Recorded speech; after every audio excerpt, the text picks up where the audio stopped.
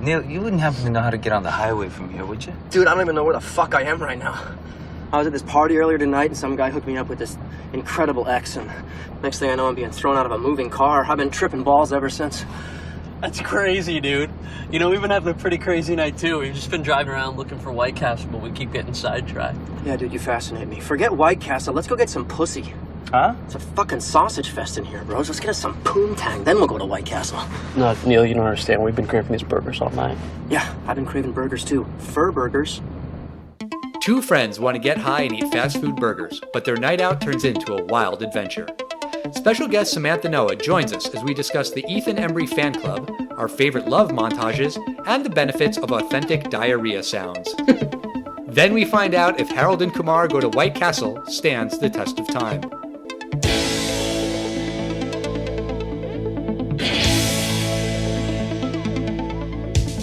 Test of time, James and Alan have their say. Do the movies you love still hold up today? James says Gladiator with a glut. Alan says as a father, blah blah. It's the test of time, James and Alan have their say. Do the movies you love still hold up today? Test of time, James and Alan have their say. Do the movies you love still hold up today? Hello, everybody, and welcome to a very special episode of The Test of Time. My name is Alan Noah. I'm James Brief. Is it very special because White Castle is your favorite fast food franchise? Yes, it is. That is the main reason why it is special. But secondarily, it's also special because my sister, Samantha Noah, is here in the studio with us. Hi. Welcome to the show, Sam. Thanks for having me. It is an honor to have you here. We were talking about having you on the show, and you picked this movie. Why did you pick Harold and Kumar Go to White Castle? I'm not sure. I forgot, actually. It's a fun movie to talk about, and, you know, relatable. It is relatable. Do you like White Castle food? Not specifically, but maybe like once every 2 or 3 years. Like, I don't seek it out. It's not anything I crave. But, I mean, it is what you crave. Not necessarily you, Samantha Noah, but like you, the general you. I would agree with you, though, about like once every 2 to 3 years is the right amount. We had some before we started recording just to like get in the right mode. I will say, even just the other night when I was watching the movie, I kind of was craving it. James, do you eat it very often? I remember specifically the last time I had White Castle was with a buddy of mine from college. Funny story, I wound up doing a podcast with this buddy from college. Me? You're talking about me? Yes, it was you. Okay. It was back when you were living in Murray Hill in Manhattan, which is pretty much, it's a part of Manhattan on the east side, not too far from the United Nations.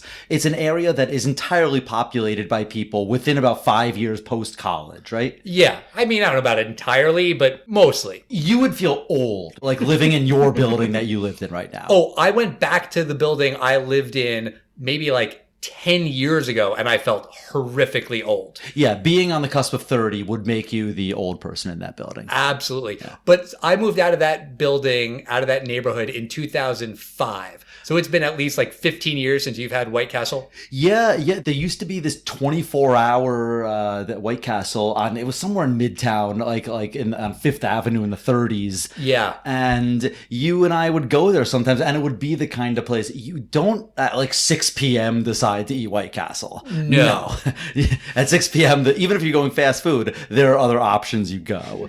And especially in New York City, there's many other burger options. But if it's 2 a.m, you might get White Castle. Yeah, I definitely feel like it is a late night, usually drunk food. I mean, in the case of this movie, it's a high food. They call those munchies. Right. Thank you. Sure. It's like a last resort, though. No, I disagree with that. Okay. I think when the mood hits you, it is sort of like Harold and Kumar in this movie. Like, when you decide, I want White Castle, you need it. Like in this movie, when they go to the other burger place, like, no, that's not going to cut it. It doesn't grab you like that very often, but when it does, you become very singularly focused. I don't agree that I've ever had that specific White Castle crave, but I understand what you're talking about. If you want a Big Mac, it's not the best burger out there, but the grass-fed burger is not going to satisfy your Big Mac crave. Nope. Right. So I know exactly what you mean. And this movie obviously had to get permission from White Castle, and everything they say about it is very, very highly praised of White Castle. I don't think that the popular culture is always as praising.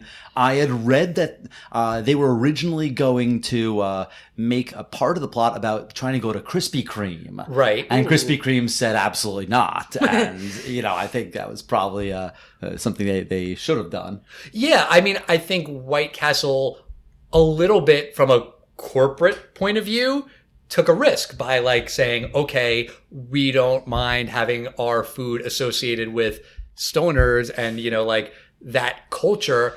But I read something where some corporate guy at White Castle said, hey, it's marketing, it's advertising.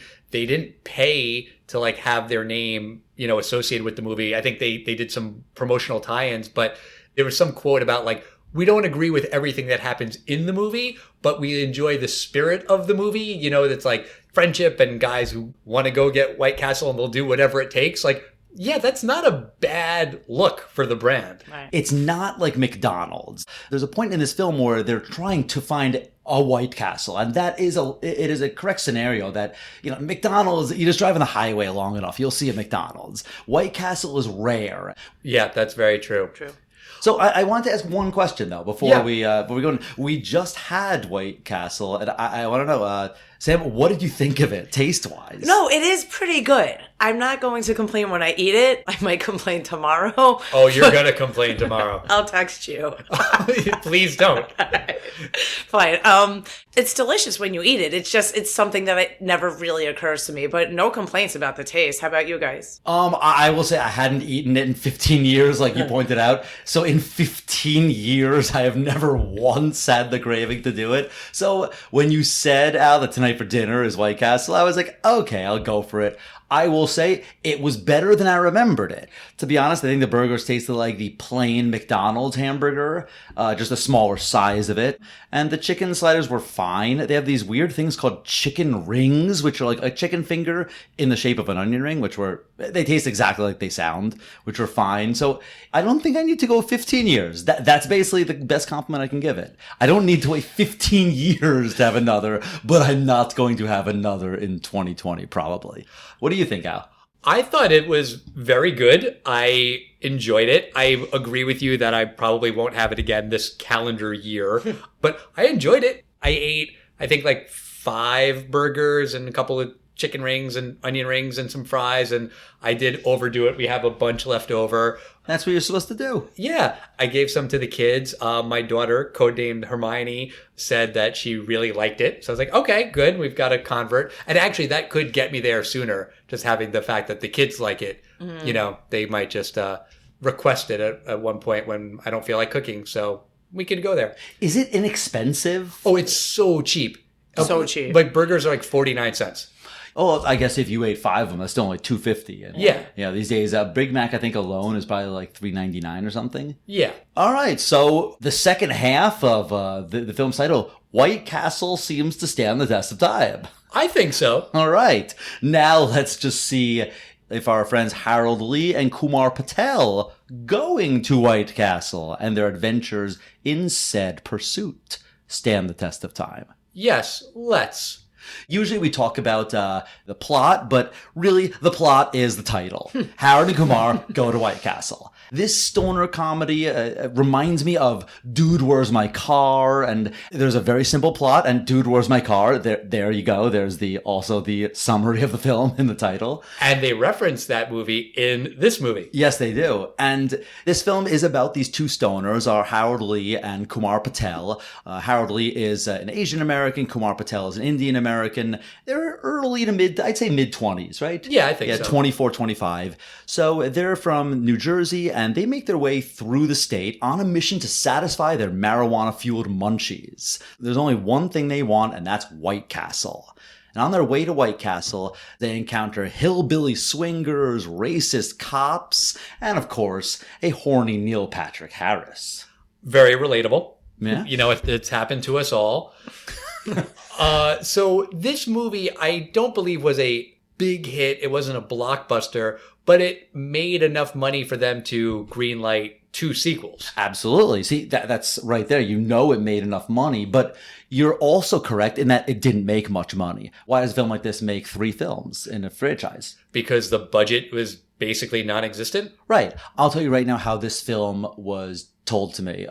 People were like, it's the Asian guy from American Pie, because he's the guy that would go, MILF, MILF, MILF. Yeah. And the Indian guy from Van Wilder. That's the trailer. Oh, really? That is literally the trailer. And I forget if it was Kal Penn or John Cho, but one of them said that they were offended by that when they first heard the trailer or saw the trailer. Like, hey, why are you characterizing us like that?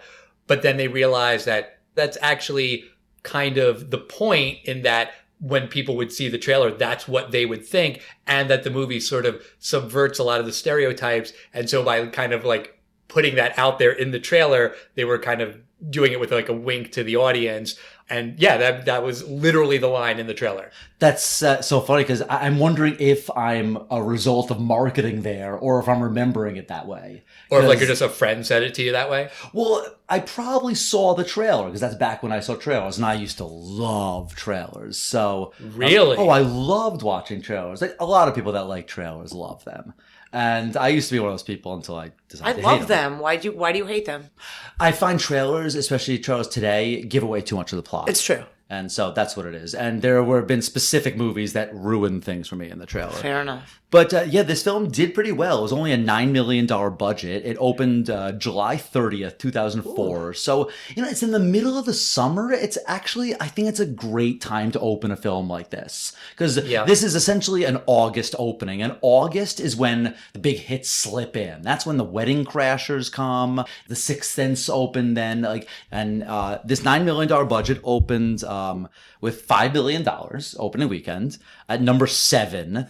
And talk about test of time. The number 1 film that weekend opened with $50 million, and Time, or it might be Newsweek magazine, famously put this director, it was a young director, and the headline said, "The Next Spielberg." And it's a famous title that did not stand the test of time.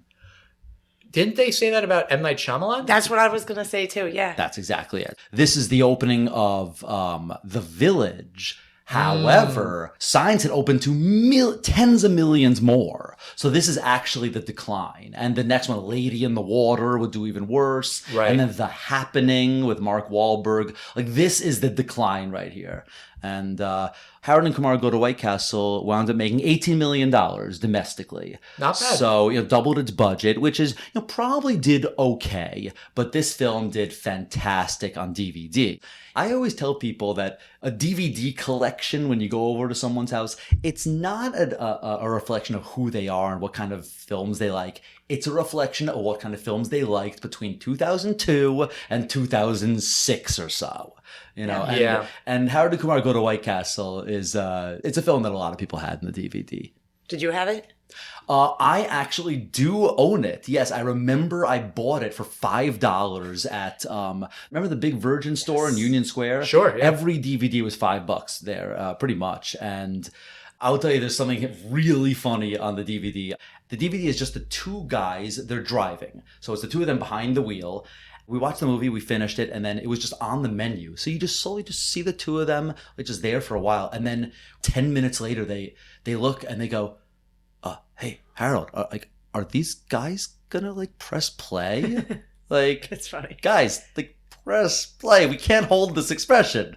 It might have been a trick. They might have asked Kal Penn and John Cho to just look at the camera for 10 straight minutes, because it was really funny and hysterical. I remember that from the DVD too, that they had kind of gags after a while if you didn't just do something like hit play or start fast forwarding it or whatever. Yeah, I remember that too. Yeah. Wow, weird. Yeah. Yeah, it's a very good DVD trick. Let's just introduce you to the boys. You have these 2 characters. They're played by John Cho and Kal Penn. John Cho plays an investment banker. He's in the low-level cubicle worker, Harold Lee. Is he an investment banker? Do they say that? No, they don't. They don't specifically say, but this is some kind of what I generally call living in New York City. He's in finance. Yeah. It's one of those. Brewster Keegan, right? They say that he works for the name of the company is Brewster Keegan. Like when the one kid keeps harassing him later on. Yeah, they do say Brewster Keegan. Yeah. So he's kind of quiet at work, and there's some of these douchey bro colleagues. One of them, did you recognize one of the guys? This guy, Ethan Embry. Looked familiar. Where do we know him from? You know him from a bunch of stuff, but you probably know him from Can't Hardly Wait. He's Preston, the main character from that. I definitely don't know him from Can't Hardly Wait. You never saw that film? What? Absolutely not. What? That was a good film. That's All another right. DVD I totally owned in like 2003. It was probably next to Empire Records or something. He was in that one too, actually. Vegas Vacation. He was Russ Griswold in that one. Okay, sorry, I'm not in the Ethan Embry fan club like you guys. So Ethan Embry and this other douchey guy, they're really, they really take advantage of him. And these guys have work to do, but they say, oh man, just give it to the Asian guy. Man, they love doing math. You probably made his day. And, it's obviously totally racist, but they do it. And so now, like, downtrodden Harold has all this work to do for the weekend, and he goes home. And we also find out that he has a huge crush on this nice girl, Maria, in his apartment building, but he has never once spoken to her. Right. He has like this like fantasy sequence where like he talks to her and he's really smooth, and they talk about watching Blind Date, which I thought was kind of funny as like a dated reference. Oh, that old syndicated show. Do you remember the name of the host of that show? No. Roger Lodge. Oh, true. Right. It's Roger think so. Lodge. That sounds familiar, but if you had given me a million hours to come up with that name, I would not have done it. And you've got Kumar, who's going on med school interviews. He has an interview with Fred Willard, and he just makes a bunch of corny Fred Willard jokes, but Kumar's not interested in going to med school, and he takes a call from Harold saying he really wants to get super stoned. And, Fred Willard is shocked by this news. He's like, well, I'm not going to let you in now. Do you remember what his ringtone was when his phone goes off? No, what was it? It's a bong hit. Oh, That's the noise. Yeah, that's what it is. It's the gurgling sound. From what I understand, that's the noise it makes. I will say one thing that the med school interview, he's asked to name symptoms of pancreatitis. I never got any question like that, but he does correctly name epigastric pain, which is the classic one. But then he says it causes like violent, explosive diarrhea. No, that is not. I mean, sure you can have it, but symptoms of pancreatitis are the stomach aches. It is not violent diarrhea. There are things that cause that, but not typically pancreatitis. Is it White Castle? yes. Yes, it is White Castle. I mean, maybe that was more just about, foreshadowing for this movie. Mention explosive diarrhea because that was going to come up later in the movie. You see that Kumar is using Harold's scissors to trim his ass hair. And like, I get that that's funny, but I'm just like, that's a really stupid idea because how does that work? I assume a mirror's involved. Sure, but like, I don't know. I mean, I get it. It was just like a thing that's supposed to make you laugh. Sam, you look like you're about to explode from laughter. Ass hair. That's what he says. That's what he says. It wasn't pubes? I think he does both. Okay. And Kumar's wearing a shirt that says, I heart Bush, the pussy, not the president. Obviously, this came out in 2004, so that was timely then. I remember in the sequel, Harold and Kumar escape from Guantanamo Bay. There's like a whole plot of like Bush and Cheney. But basically the point of this scene is they see a commercial for White Castle and they decide that's what they want and nothing else in the world matters to them. We also meet their Jewish neighbors, played by Eddie K. Thomas and David Krumholtz. David Krumholtz, I feel like, is one of those guys you just see in like everything. Yeah. Eddie K. Thomas, we knew at this time, he's one of the American Pie kids. He's a shipwreck kid. Right. Yes. Yeah. Yes. Who bangs Stifler's mom. Yes, exactly. Right. They're talking about Natalie Portman's boobs, right? Katie Holmes' Katie boobs. Holmes' boobs. Yes. Right. And, when they're smoking out of the shofar. Right. Yes, they're Right. smoking out of a shofar bomb, which is a religious Jewish horn blown only on the holiest day of the year. And they're basically using it as a bong. It's pretty funny. This is the second episode in a row where we talked about a shofar because we mentioned it in Bad Boys 2. Interesting. Yep. There's a great riff on those old, I guess they had them still in the 90s, but definitely the 80s, the outright lying drug commercials. That would be like, you smoke marijuana, you'll murder your whole family. Yeah. Basically, a guy like takes a puff of a joint and then puts a shotgun in his mouth, and then it just says, marijuana kills. Those things did not exist in 2004. Did they? I remember, I don't think so. definitely seeing commercials where they say, if you smoke marijuana, you're supporting the Mexican cartels, and they showed some of the horrible things the cartels do, and they made the commercial very obvious that you're supporting this, this horrible stuff. And that has to be early 2000s. Interesting. I don't remember those commercials. So they are on their way to White Castle. The one that they were going to is no longer a White Castle. It's a burger shack. We see Anthony Anderson in a small role. He tells them where there's another White Castle. That was a really funny part to this movie. He lost his mind, and he wanted to burn that. I don't know if we curse on here. You can say whatever the fuck you want. Perfect. We're going to burn this motherfucker to the ground, Pookie. I mean, that was funny, no? Yeah, it was funny. What I thought was funny, which is the way he kind of had them come in close for a whisper. All right, guys, then. There's another way. Like, he is a drive-through guy at this McDonald's ripoff, and he's like, go to the other one. Oh, man, I want that White Castle, too. Right. And on the way, they're going to see Harold's friend Cindy Kim. They're going to get some weed because Kumar wants to get more higher, I guess. Mm-hmm. They do the first of many smash cuts in this movie. Do you guys know what a smash cut is? No. Mm-mm. It's basically when there's just like a really dramatic edit in a movie. When it's used for a comedic effect, it's often called a Gilligan cut, based on Gilligan's Island. But basically the idea is, we are not going to go see Cindy Kim tonight. We are not seeing Cindy Kim tonight. No way. And then cut to, hi, Cindy. It's done as a joke. It's done to like skip all of like the persuasion and everything to get the character doing the thing that he doesn't want to do. And there are a bunch of them in this movie, I noticed. But Harold is hanging out with all of these other really excitable Asian kids who want to hear all about his job. And it's pretty funny, but Kumar gets some weed, he meets some girls, and then they're being chased by campus security. They end up hiding in the girls' bathroom, where the two beautiful girls that they were flirting with earlier have to use the bathroom. Beautiful British girls. British. It is important to emphasize that. Correct. And the two of them, there are 3 stalls, and the 2 British ladies are in stalls 1 and 3, and Harold and Kumar are hiding by standing on the toilet in stall number 2. Right. And when I was watching this movie the other night, Sam, I thought of you, because I just figured you would really appreciate this as someone who often appreciates the scatological humor that exists in the world. I mean, farts are funny. Okay. They smell bad and they make a funny noise.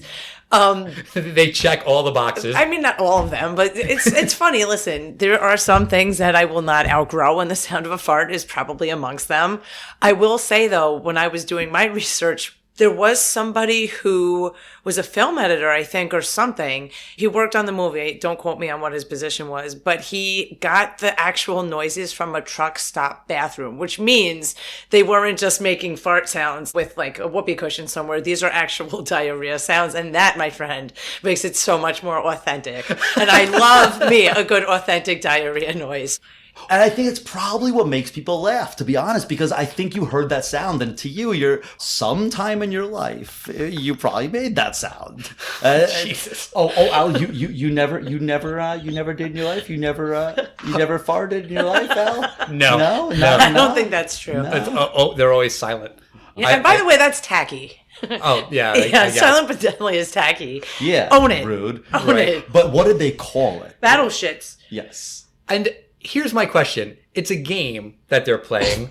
How do you win at Battle Shits? Honor system. That's what it is. But what are the rules? One person poops loud, and you just say, like, that was a hit or a miss. I mean, I assume if the little, like, squeak came out, they might say, that might be a miss. How do you control it? I don't know. It's luck.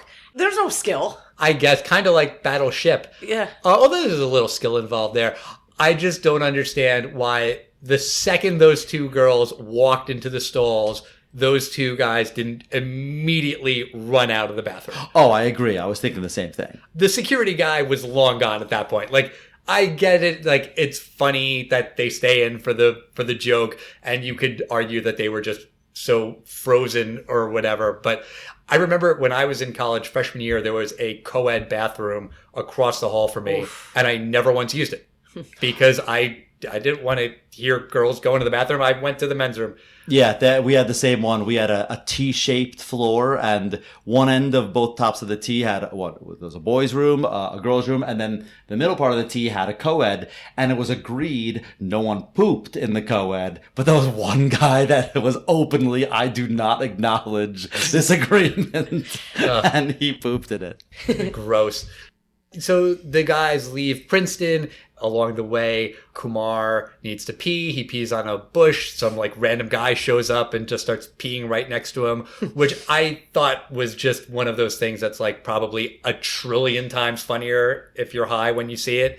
It's still funny if you're not. But basically, while he's peeing, a raccoon gets into the car. It bites Harold. They end up at a hospital.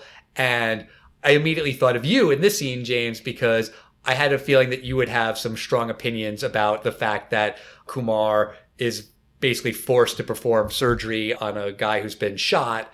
Was it medically accurate what happens in that scene? I'm going to say there's a lot I actually really like about the Kumar character and his journey. He doesn't want to be an Indian stereotype of Dr. Patel. And then he kind of, by the end of the film, realizes, you know what, he happens to actually be really good at it. And that's not exactly a gift you might want to give up. So I like his journey.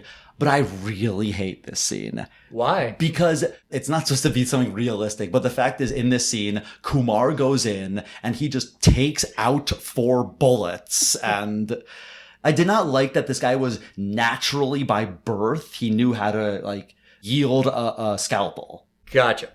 So after the hospital, they are in a car accident. Harold crashes a car because they see Maria. But basically, they get to a guy named Freak Show, who is played by Christopher Maloney in a lot of prosthetic makeup. He looks disgusting. He's this stereotypical hillbilly, I guess. Right. He loves Jesus, and he's married to a woman who is played by Malin Ackerman? She's definitely of Northern European ancestry.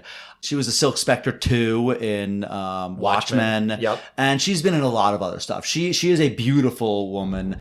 I mean, Chris Maloney, was this before or after Wet Hot American Summer? After. That was 2001. Okay. So I knew him in this film because he was the guy from Oz. Right. And maybe he was in SVU at this point. I'm not sure, but I did read something today where one of the directors or someone called him up and was like, we have this character, the guy's named Freak Show. We immediately thought of you. And he was like, thanks, I guess. But I mean, he went along for it. And I mean, he's just so hilarious. And I think a lot of people do think of him in that Law and Order role where he's, I assume, very serious. But, like, he's funny. I mean, he's hilarious in Wet Hot American Summer. That's always what I default to him as with the guy, I'm going to go molest my sweaters. Yeah. So maybe that's how he got this. Maybe. They saw him being funny and were like, you know what? Maybe you'd be down for it. We'll just slap a bunch of oozing boogery zits all over you and ear crust. Yeah. And the joke is that, like, he's saying, you know, go inside, have some lemonade, make yourself at home, fuck my wife, and, whatever. And then they walk in like, did he just say no? And then, of course, she's into it. And then he comes in and is really mad. He's like, oh, wait, I did say you could fuck my wife. Okay, let's make it a foursome. And they run out screaming. What makes it even better is that they're freaks, and that's why he's Freak Show besides his appearance, but they met at church. They met at, like, the choir, and they're very, like, church-going people, and then they're down to have an orgy with these 2 strangers they just picked up. So it's unexpected. I mean, the whole thing is just so stupid, but it's part of the movie, and it's funny. And I think something else hysterical in the scene is props to it's a low budget film, but the makeup, whoever did makeup in this film, yes, ew, because he or she did a fantastic job. Christopher Maloney's character has these boils that are just, they look like the incredibly thin, huge boil that's going to pop and ooze. And they start when they're in the car talking about him. They don't think that he can hear because he's got so much crust buildup in his ears. And he says, I heard everything you said. I love that because it always bothers me in movies when like two people are talking and they're right next to someone else and like you just have to assume that the third person can't hear. But I like that in this movie they're kind of like talking about that and then he's like, yeah, I can hear every word you're saying. They're literally like a couple of inches away from him whispering about how disgusting he is. And then he calls him out on it. So too bad. And he's doing them a favor. So that's kind of rude, even though he is disgusting. Yeah, the favor he did is that he actually fixed their car. But the boys have fled Freak Show and his wife. And they're on a very dirt road and they see this guy. It's a hitchhiker. And who is the hitchhiker? Neil Patrick Harris. That's the right. one and only Doogie Howser. Now, if you're under the age of 30 or if you're not from America, Neil Patrick Harris, everyone who's over the age of 30 in America knows him. He was a child actor on a quirky late 80s, early 90s drama-ish. Like a sitcom, I think. Sitcom, like The Wonder Years was a sitcom the same way. Right. And it was about a 12-year-old boy played by a very baby-faced Neil Patrick Harris who's a child prodigy and he's a doctor. It's on the air for like 4 or 5 years. It's a hit, but then he's gone. He had a small role in Starship Troopers and Undercover Brother, but generally we didn't think we were going to see this guy again. So this guy comes in the back seat and I would say if he tested positive for drugs here, you would say, what did he test positive for? The answer would be yes. Right. Like everything. Did you know who they wanted if they couldn't get him? No. So they had like the wholesome old school child actor in mind, and it was the second choice was Ralph Macchio, was a Karate Kid. Yeah, Really? So that would have been awesome too. Except we have him now because we got Cobra Kai, so whatever. But That's true. He was the second choice, which would have been another interesting role, I think, too. Especially with the drug use, I can't imagine him at all. Not as good too because of the fact that now not only is Neil Patrick Harris's gravitas has made this role so much funnier, but also the fact that 2004, Neil Patrick Harris, I believe, is not an out homosexual. True. He plays like this guy who's obsessed with girls in this movie. After this, he lands on How I Met Your Mother, where he was a famous womanizer. And then like a couple years into that role, I think was when he came out, I believe. And I think in the third Harold and Kumar movie, they sort of like have to address it at that point because in that movie, it's sort of like the joke is, yeah, I tell people I'm gay because it helps me get girls or, something like that. I'll tell you exactly what it was. They wind up going backstage at like the Rockettes show and they see Neil Patrick Harris and his husband, David Burka. Yeah. And the two of them are like, their heads are in like strippers' boobs and like doing coke everywhere. And they're like, wait a second, Neil, I thought you were gay. And he like picks his head up out of like some woman's thigh and he goes, yeah, I'm gay. Gay for pussy. And the two of them high five each other. And it was a very funny scene. The guys keep running into these extreme guys, and they're extreme because they literally shout the word extreme over and over again. Yeah. It's pretty funny in that they are just this stereotype of like bros, and they keep talking about Doritos and Mountain Dew, and they hate Harold and Kumar because they're racist. And, they just keep making jokes about being Indian, being Asian. Eventually, Kumar makes a 911 call because of those guys, right? Because they destroy a convenience store. With the canoe. They go like going through the canoe across the store and they make like a total scene and the one guy's only making pterodactyl noises. It's so strange. It's totally extreme. Extreme! No, he calls the cops because Neil Patrick Harris steals the car. Oh, you're while right. While they're in there. Right. You're right. Yeah. But then they end up getting arrested by some racist cops. There's a great dream sequence when Kumar is busting Harold out of prison and he sees this giant bag of weed And, you know, he basically just like falls in love with the bag of weed. They date, they get married. It ends with like him yelling at her. He's abusing her. Oh, he's in a wife beat. Like, Yeah. no, it's a montage, which is funny. It is funny. But then it turns from like a love montage to he's like smoking cigarettes. You could tell he has like 5 o'clock shadow and He's beating her. He beats her, but then immediately, I'm sorry, baby. And she's like, Like the montage until that is almost, it reminds me of the Little Shop of Horrors, like Somewhere That's Green, where it's like, oh my God, we're going to have this idyllic life. And I mean, obviously this one ends very differently, but that's the point. It's funny that he ends up fantasizing that he's falling in love with a big bag of weed and then beating the crap out of her. I just love the fact that the love montage for you is Little Shop of Horrors, because I don't know about you, Al, but do you know what my love montage is? No, and I'm very curious. Something tells me I'm into something good. Naked Gun. Yeah. Oh, that's a good one too. That is a good one. So Harold gets arrested. Kumar calls in a bomb threat to bust him out. He falls through the top of like the air vent while the cops are out addressing the bomb threat. They find a big ring of keys, and actually Kumar's so stupid. That's his point. He says, "Oh, I was hoping it would be a big ring of keys." Like, why would you want that? But then in the jail cell is some very well-read, educated black guy. When the cops come in, they just kind of default to him, and the other two break out. So yeah, so I mean, it's just kind of funny because nobody's safe. They make fun of the Asians, the Indians, the Jews, the black guys, the total like douchebag bros. They do kind of pick on everyone. But it's not just picking on them. I think what they're doing is they're actually sort of subverting a lot of the stereotypes, and like, not that police brutality or, you know, racist cops is a funny concept, because it's not, but they sort of are able to like approach it from like a comedic standpoint, Right. And sort of, you know, take this very serious bad thing and kind of throw it in a comedy, and it weirdly works. It could fall on its face, but it doesn't. I find it interesting what you say, Al, because the moral of the story is spoken to us by that black guy in the jail. You can't get offended every time there's going to be an asshole, because there's always going to be an asshole out there. Right. And I mean, it makes sense that that wisdom would come from a black guy who has been victimized by the police. He's encountered more terrible things than Harold and Kumar getting harassed by the extreme guys. So it does make totally logical sense that it comes from that character. Absolutely. They've now escaped from jail successfully, and they've now escaped into the woods, and because Neil Patrick Harris, or NPH as they call him, took their car, they have no way of getting anywhere. And then suddenly, what pops up out of nowhere in the woods?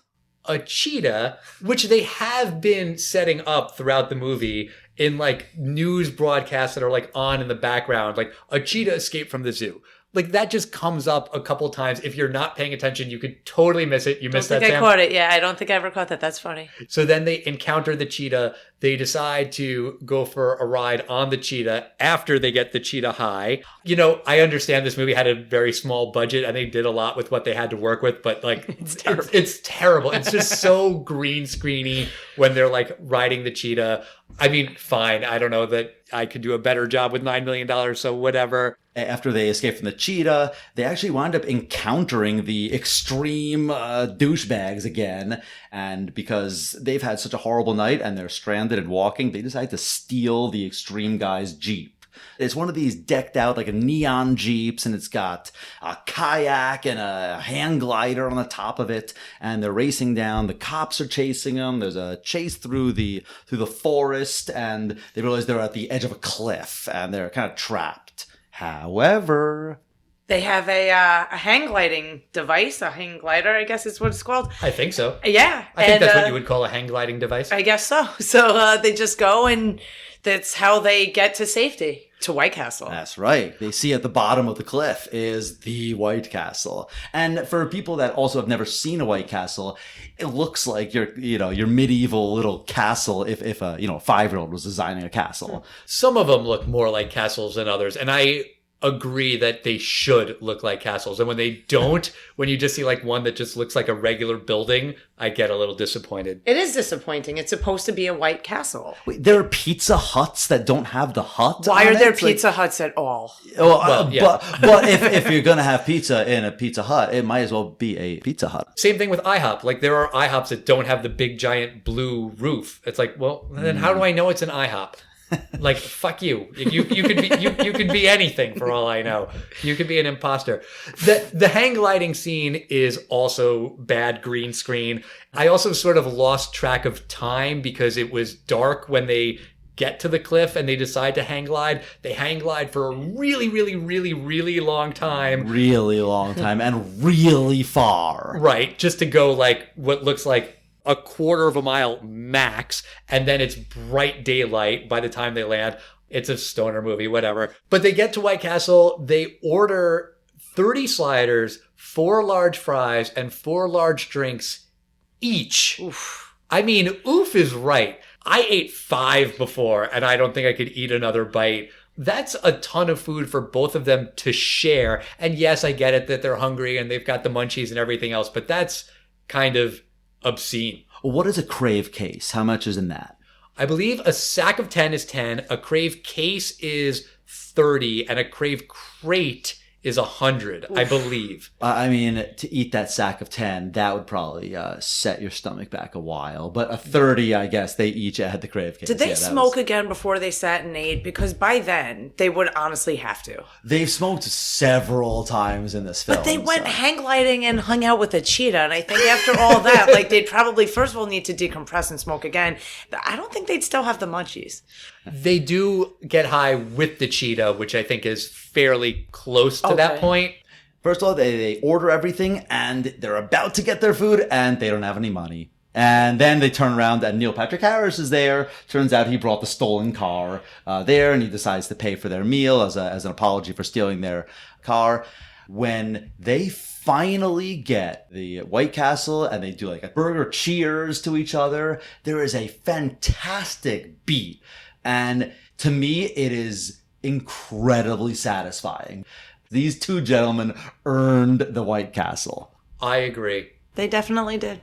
And I'm sure that a lot of people watching this movie saw that scene and were like, damn it, now I need to go get White Castle. And then the very smart corporate suits at White Castle were like, yeah, that was a good idea, letting these guys use our brand in their movie. Yeah. And Krispy Kreme could have had, can you imagine how much more effective a slow, succulent bite of a melted Krispy Kreme would have looked to two stoners who are like drooling from it? I mean, I think that was a huge missed opportunity because I don't think they're saying you must be high to eat Krispy Kreme.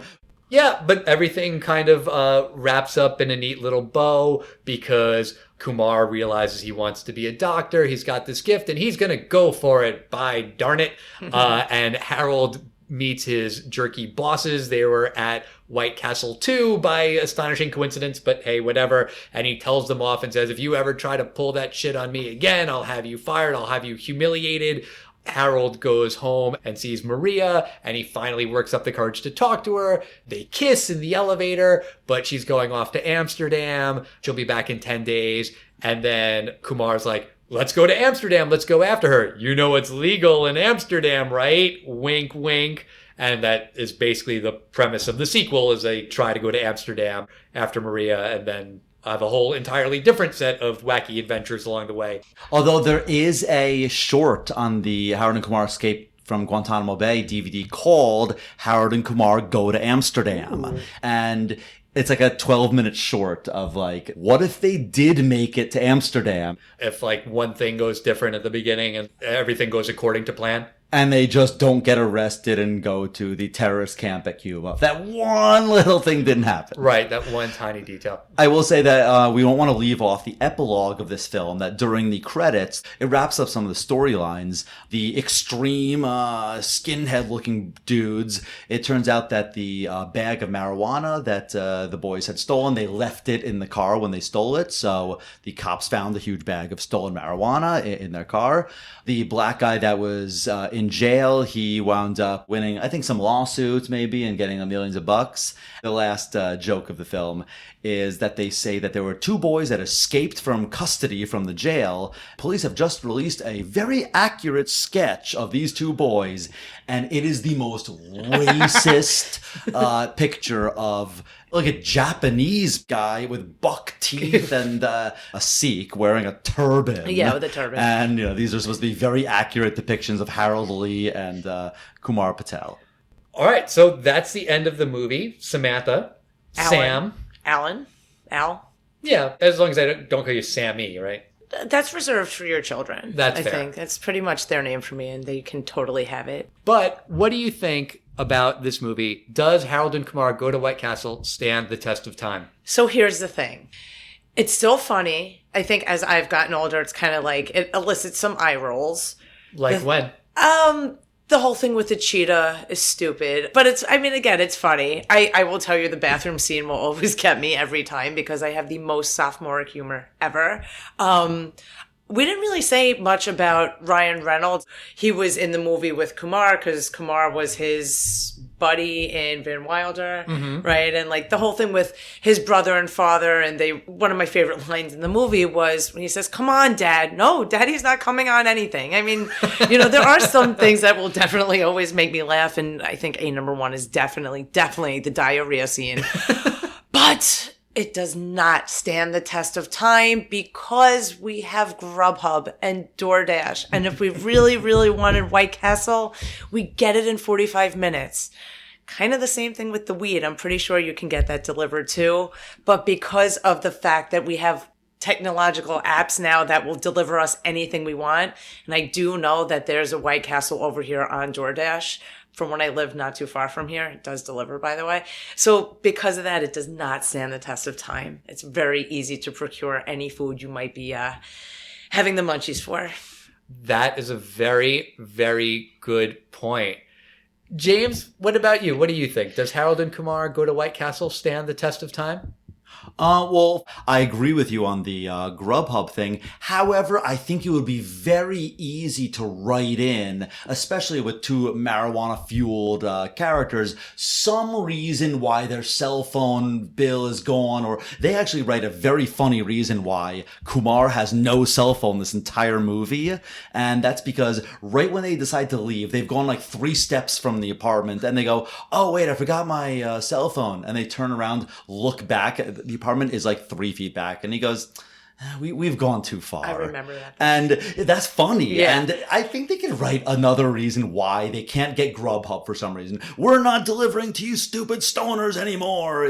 Some kind of reason. But that being said, this is the genre of film called a stoner film. Correct. Which is why if you're talking about Titanic and Leonardo DiCaprio is able to escape by riding on a cheetah, that is not the right film for that. But if you're trying to get burger-filled munchies satisfied, then yes, riding a cheetah is allowable. I think that this film has a lot of heart where it doesn't have to. And it's one of those films that it's actually more than just heart. It's a lot more intelligent than I remembered it being. I wouldn't say it's highbrow intelligence, but this film, it's more intelligent than it should be because there is no highbrow moral in Dude, Where's My Car, which is a similar film. I think Calpin and John Cho are fantastic in this. Neil Patrick Harris is hysterical. Anthony Anderson, I've never really found him particularly funny, but in this one, I thought his role was very good. Fred Willard is always funny. There's a guy, Bobby Lee, who plays one of the Asian characters. He's the guy who's like, "Are you an investment banker?" Yes. And he's so happy. He was in some other stuff. He's very funny. This film, it knows what it is. It's competently directed. It's a short, lean hour and a half. It does what it does. It does it successfully. So I'm going to say yes for me. Harold and Kumar Go to White Castle and go straight to a standing test of time film. Al, what do you think? It's 1-1. Do you go with your biological sister or your fraternity brother? Oh my God. I have never been in a more awkward situation. Can I just leave right now? Sorry guys, all that White Castle burgers are running through me. Gotta go. Bye. Finish the episode without me. I'm going to start with just a hypothetical question about the nature of pot comedies in general. Don't question how likely this is. Just roll with me on this hypothetical for a second. Fast forward 1 year from today. Okay? The Democratic-led House of Representatives passes a law that legalizes marijuana on the national level. The Democratic-led Senate agrees, and President Bernie Sanders signs it into law. Outstanding. If that happens, do stoner comedies go away? Or do they have a renaissance? And I think you could make the argument in either way. If pot becomes more mainstream and everyone's smoking up and it's easier to smoke up, well then, yeah, maybe there's just going to be a lot more stoner movies. On the other hand, it's sort of a niche thing, and maybe the allure of the pot movie is that it's for a certain part of the population, and, you know, alcohol's legal, but you don't see a ton of movies about people falling over drunk all the time. How do you think that, you know, the fact that marijuana is legal in more places and could theoretically be legalized nationally, do you think that hurts the genre or helps it? I think this is what's going to happen. It's not going to be about 24-year-olds.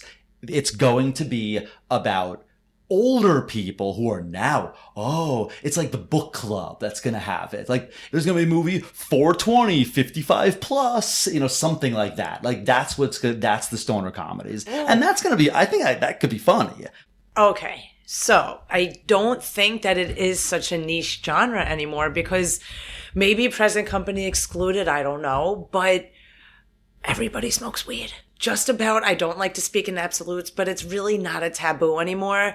And I mean, even if you go back to one of my favorite ever stoner movies, Half Baked, I mean, that launched Dave Chappelle, and we know how huge he is. He'll go on stage now and light one up. He gives no fucks. So I don't think it's that much of a niche anymore. I think if it's finally, when it is finally passed for recreational use and it's not a big deal, I don't think it's going to disappear totally. And I think that it's not always been a young people thing. Like Pineapple Express, I mean, they weren't really in their 20s. You put Seth Rogen in something, you put Danny McBride in something, they will always be stoners, and I will probably always laugh at them. You know, Bob Saget back in Half Baked, I mean, he was already Danny Tanner. So I think that it is a genre that more people will relate to. I don't think it'll go anywhere. I think it can only help. But, like, I don't need to see, like, Jack Nicholson and Meryl Streep sitting around smoking together. I mean, it might be funny, but, like, nobody needs to see them having the munchies and making out. That's disgusting. I don't know. Maybe that's the future of stoner movies. Do you want to watch a stoner movie with mom? No. Right? But maybe, I don't know. Maybe that's it. Maybe the genre doesn't go away. Maybe it evolves. I think a lot of the jokes, at least in this movie, revolve around the fact that marijuana is illegal. I don't think I've ever seen the Cheech and Chong movies. I think there are jokes about, like, oh no, the cops are here, man. You know, like that's a part of the comedy that could eventually go away. I've never seen them, but isn't that where Dave's not here, man? Isn't that where that's from?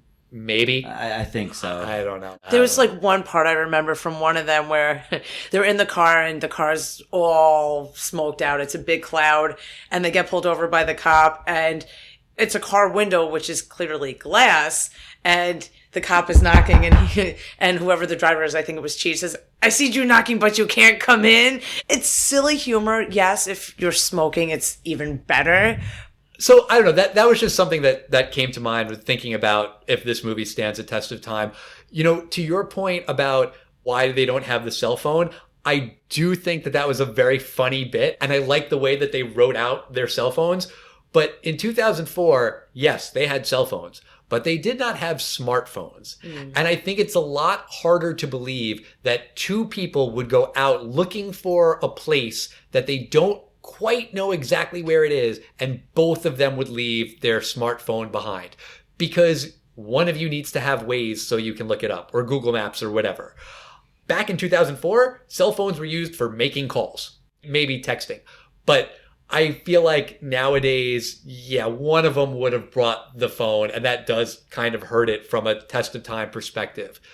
But I do agree with what you were saying, James, about like the weirdly positive messages of this movie and sort of subverting stereotypes and having a bit of heart and more than you would imagine for a movie called Harold and Kumar Go to White Castle.